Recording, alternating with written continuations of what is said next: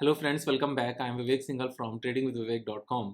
और आज ये थर्ड वीडियो है, जो हमारी 100 वीडियोस की सीरीज़ है उसमें थर्ड वीडियो है। और आज का जो हमारा पॉइंट है वो ये कि कौन स्टॉक मार्केट में ट्रेड कर सकता है और कौन नहीं कर सकता। वैसे तो इसका आंसर बड़ा सिंपल सा सबको नज़र आता है, लेकिन वो आंसर थियोरेटिकल आंसर्स हैं। हम यहाँ पर प्रैक्टिकल एस्पेक्ट्स को भी समझेंगे कि प्रैक्टिकली कौन ट्रेड कर सकता है और कौन नहीं कर सकता। अगर हम थियोरेटिकल बात करें तो थियोरेटिकली एवरी इंडिविजुअल जो 18 ईयर्स ओल्ड है वो स्टॉक मार्केट में ट्रेड कर सकता है। और सिर्फ इंडिविजुअल ही नहीं, बल्कि यहाँ पर पार्टनरशिप फर्म्स भी अपना डीमेट अकाउंट ओपन करके ट्रेड कर सकती हैं। यहाँ पर कंपनीज भी अपना डीमेट अकाउंट ओपन करके ट्रेड कर सकते हैं। यहाँ पर हिंदू अनडिवाइडेड फैमिली, जिसको HUF कहते हैं, वो भी अपना पैन कार्ड बनवाकर बैंक अकाउंट ओपन करा के फिर इन दोनों के बेस पर डीमेट अकाउंट ओपन करा के ट्रेड कर सकते हैं। तो जितनी भी लीगल एंटिटीज हैं एक्चुअल में वो सभी यहाँ पर ट्रेड कर सकती हैं। हम अगर इंडिविजुअल पॉइंट ऑफ व्यू से बात करें तो एनी अडल्ट जो 18 ईयर्स से ज़्यादा है वो यहाँ पर ट्रेडिंग कर सकता है। लेकिन क्या प्रैक्टिकल आंसर यही है? क्या इतना आसान ही है कि कोई भी अकाउंट ओपन करे और साथ में ट्रेड करना शुरू कर दे? तो ऐसा नहीं है। यहाँ पर कौन कौन ट्रेड कर सकता है प्रैक्टिकली, उस चीज को समझने के लिए यहाँ पर हमें नेगेटिव लिस्ट बनाना ज्यादा इंपॉर्टेंट है कि कौन ट्रेड नहीं कर सकता। जैसे ही हम इस बात को समझेंगे कि कौन ट्रेड नहीं कर सकता, बाकी सारे लोग यहाँ पर हम मानकर चलेंगे ट्रेड कर पाएंगे। तो यहाँ पर नेगेटिव लिस्ट में सबसे पहले हम किसकी बात करते हैं? एनी पर्सन जो इसको बिजनेस मानने के बदले इसको ऐसे ही लाइटली लेने के मूड में हो और यहाँ से एवरी ईयर 2 टाइम्स 3 टाइम्स पैसा कमाने की सोच रहा हो, यानी कि इसको एक गैम्बलिंग प्लेस सोच रहे हो या इसको एक कसिनो सोच रहे हो। तो जितने भी लोगों का माइंडसेट ये है कि स्टॉक मार्केट में आओ, आकर कॉल पुट परचेज करो, यहाँ पर फ्यूचर्स परचेज करो, कोई इवेंट आया उसके बेस पर बड़ा सा पैसा लगाओ, एक ही बार में पैसा 10 गुना हो गया और उसके बाद में अपना मजे करो। तो ये कोई ऐसा प्लेस नहीं है। तो एनी वन जिसका माइंडसेट यहाँ पर स्टॉक मार्केट को बिजनेस समझने का नहीं है, मेरे हिसाब से उन लोगों के लिए स्टॉक मार्केट नहीं है।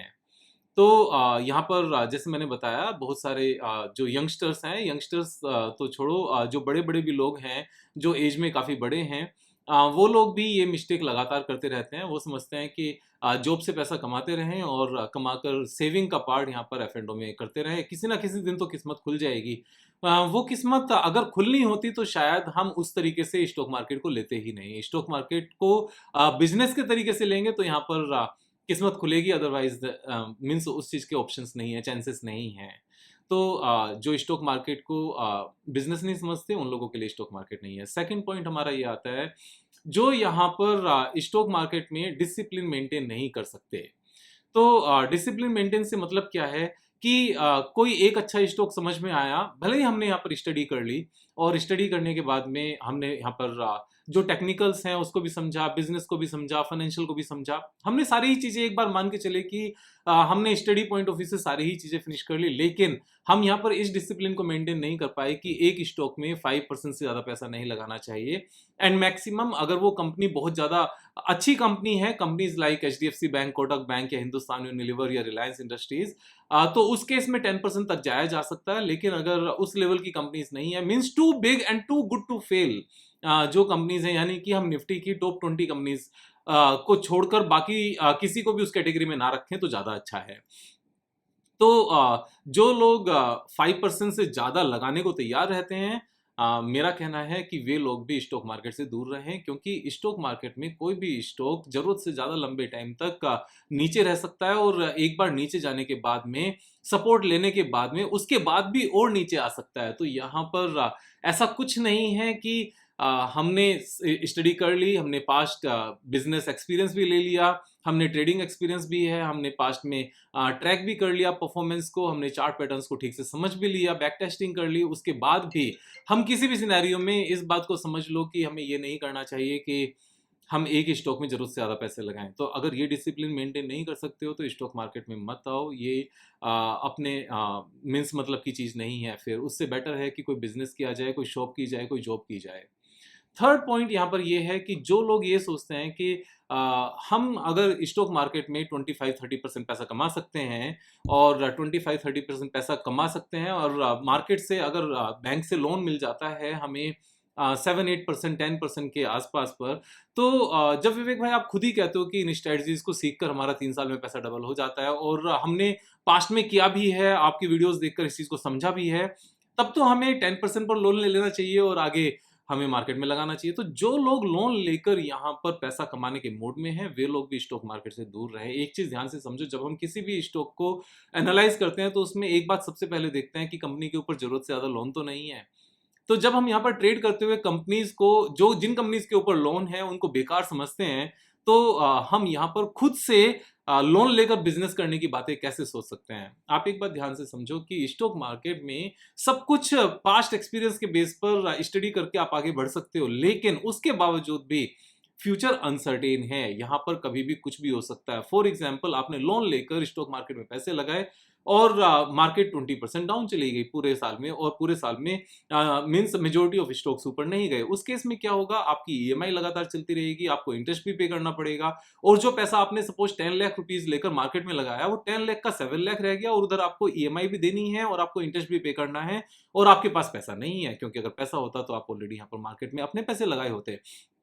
तो उस केस में आपके ऊपर ये प्रेशर आएगा कि मार्केट से ही निकाल कर ईएमआई देनी है। अब लॉस पर बेचकर ईएमआई पे करना इंटरेस्ट के साथ, वो कभी भी समझदारी नहीं है। तो यहाँ पर जरूरत से ज्यादा और टाइम से पहले अगर हम मार्केट से पैसा कमाने की सोचेंगे तो ये अच्छी बात नहीं है। लोन पर काम करना कभी भी समझदारी नहीं है। यहाँ पर एक और नेक्स्ट पॉइंट कि कौन लोग पैसा नहीं कमा सकते, मीन्स कौन लोग स्टॉक मार्केट में ट्रेड नहीं कर सकते बेसिकली सक्सेसफुली, हम उस पॉइंट को डिस्कस करें। तो फोर्थ है, यहाँ पर हम सिर्फ मार्केट में उन्हीं पैसों को लगाएं जिस पैसे की हमें नेक्स्ट 3 इयर्स तक जरूरत नहीं है। तो अगर हमें ऐसा लगता है कि हमारे पास कुछ पैसा ऐसा है जो हमें 1 साल बाद चाहिए, 1 साल तक हम एफडी करें, उसके ऊपर 6% कमाएं और उस पर भी हमारा इनकम टैक्स 30% जाता है, उससे बेटर है कि मार्केट में पैसा लगाया जाए। So this is not a good approach. यहाँ पर ग्रीड देखो दो तरह की होती है मार्केट में, एक ज्यादा कमाने की और एक जल्दी कमाने की।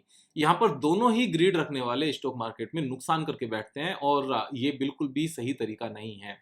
एक और मैं यहाँ पर बताना चाहता हूँ कि और कौन लोग मार्केट में पैसा नहीं कमा सकते। बेसिकली जिन लोगों के पास स्टडी करने का बिल्कुल भी टाइम नहीं है। अगर आप इस तरह की किसी जॉब में हो जिस जॉब में आपके पास स्टडी करने का बिल्कुल भी टाइम नहीं है, और आप सारी चीजें खुद से ही करना चाहते हो, तो ये भी एक अच्छी अप्रोच नहीं है। देखो यहाँ पर या तो आपको स्टडी करनी पड़ेगी, या आपको किसी ऐसे मीन्स इन्वेस्टर से या ट्रेडर से या कंसल्टेंट से एडवाइजरी लेनी पड़ेगी जिसका एक अच्छा खासा ट्रैक रिकॉर्ड हो, जिसको आप समझते हो। ये मीन्स ये बड़ा सिंपल सा है, या तो खुद से डॉक्टर बनना पड़ेगा या किसी अच्छे डॉक्टर के पास जाना पड़ेगा। आप ऐसा नहीं कह सकते कि मेरे पास डॉक्टर बनने के लिए पढ़ाई करने का वक्त नहीं है लेकिन दूसरे डॉक्टर के ऊपर विश्वास नहीं है। तो अगर दूसरे डॉक्टर के ऊपर विश्वास नहीं है और आपको अच्छा डॉक्टर नहीं मिलता और आप खुद से डॉक्टर मीन्स बनने के लिए आपके पास वक्त नहीं है, तो बेटर है उस चीज को यहाँ पर ना यूज किया जाए, मीन्स स्टॉक मार्केट में ना जाया जाए। या तो खुद से पढ़ाई करो, खुद से पढ़ाई करके सीख के तब मार्केट में पैसा लगाओ, या फिर जिसको आता है उसकी हेल्प से लगाओ।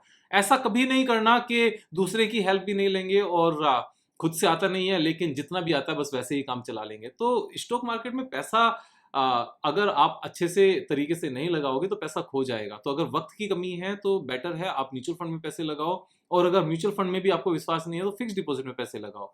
यहाँ पर दूसरा तीसरा कोई यहाँ पर सॉल्यूशन नहीं है इस बात का।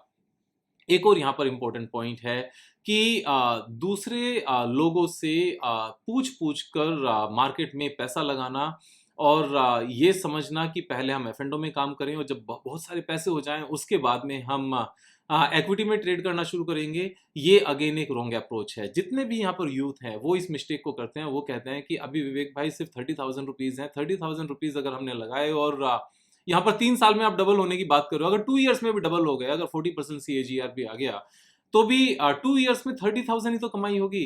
तो ऐसा मत सोचो। देखो अगर आप इसको बिजनेस लेकर चलोगे तो 2 इयर्स 3 इयर्स में डबल होना एक बहुत अच्छी बात है। और अगर आप इसको यहाँ पर बिजनेस लेकर नहीं चल रहे हो, आप ये समझ रहे हो कि पहले 40,000 रुपीज़ के 30,000 रुपीज़ के एफ&ओ में काम करके 10 टाइम्स कर लें उसके बाद में इक्विटी में आएंगे, तो ये गलत तरीका है। एक चीज़ हमेशा ध्यान से समझो, पहले स्लो चलना सीखो, बाद में धीरे धीरे रफ्तार बढ़ाना सीखो। यहाँ पर लोग मिस्टेक करते हैं कि पहले इमीडिएटली स्प्रिंट लगाते हैं, स्प्रिंट मारते हैं और बहुत तेजी से यहाँ पर भागने की कोशिश करते हैं F&O के थ्रू, और यहाँ पर उसका एक बहुत नेगेटिव इम्पैक्ट आता है। वो नेगेटिव इम्पैक्ट क्या आता है?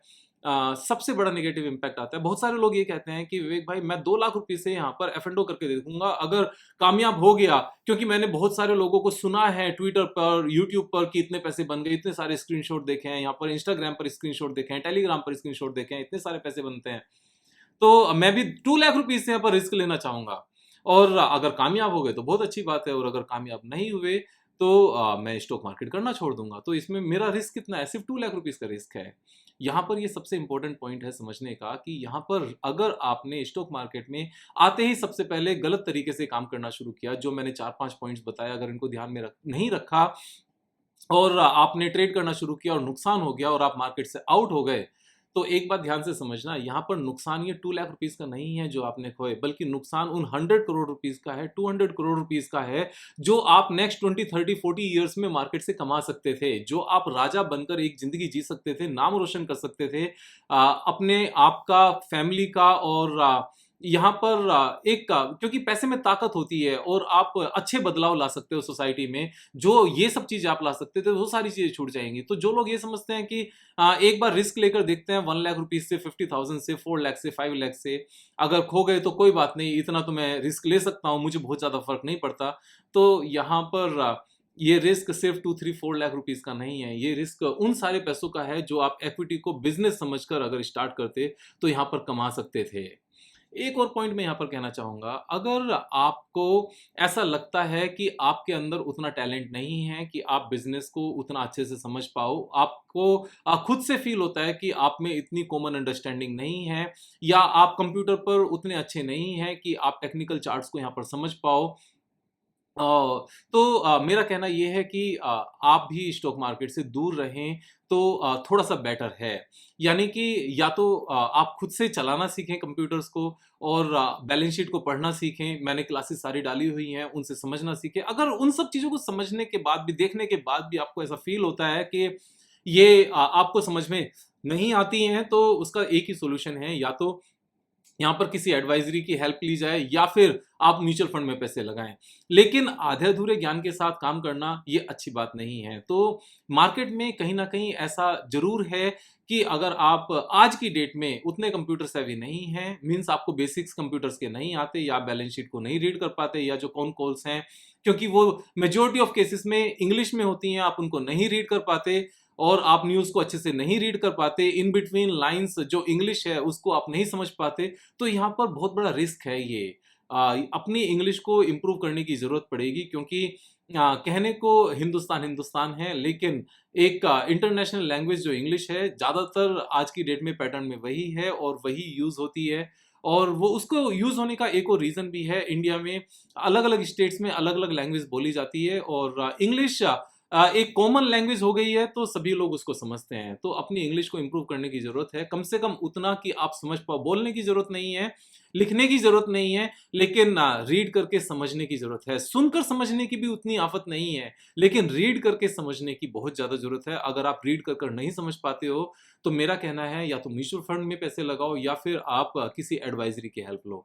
तो ये सारे पॉइंट्स हैं।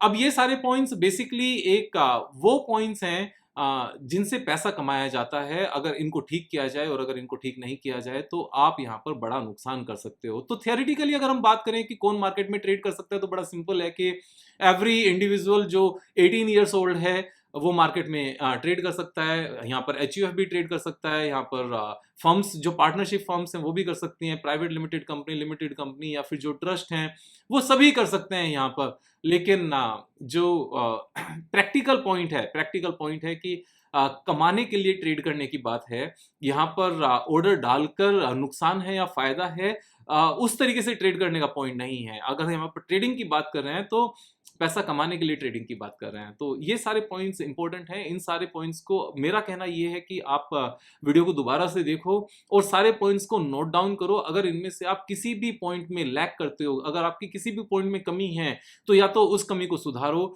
या फिर ट्रेड ना करो। मेरा आपको एक ये बहुत ही एल्डर ब्रदर जैसा या यंगर ब्रदर जैसा एडवाइस है, एक ब्रदरहुड वाली आपको एडवाइस है, क्योंकि आपका नुकसान होगा तो अच्छी बात नहीं है। यहाँ पर समझ कर करने की ज़रूरत है, सीखते रहने की ज़रूरत है। मैं फोर्थ वीडियो जल्दी बनाऊंगा आपके साथ में, और इस 100 वीडियोस की सीरीज़ को विद इन 40-50 वीक्स में हम फिनिश करेंगे। Means on an average 2 videos हमारी एक वीक में आएंगी। कल फिर मिलेंगे एक नई वीडियो के साथ, तब तक अपना ख्याल रखो। जय हिंद, जय भारत।